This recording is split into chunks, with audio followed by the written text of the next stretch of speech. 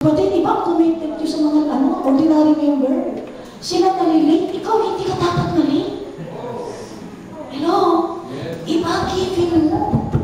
Iba sobre mo. Iba oras mo. Huwag na huwag kayong pareho ng membro. Iba ka.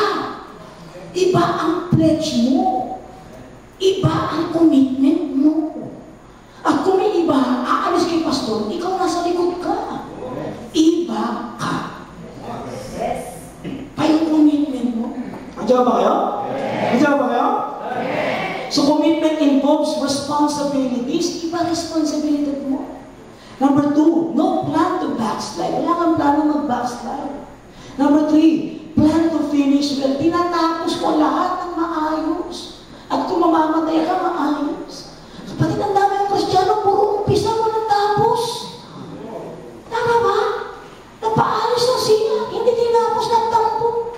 Nag-ayos ng electrical ng Diyos, kalahati na kuryente, hindi tinapos.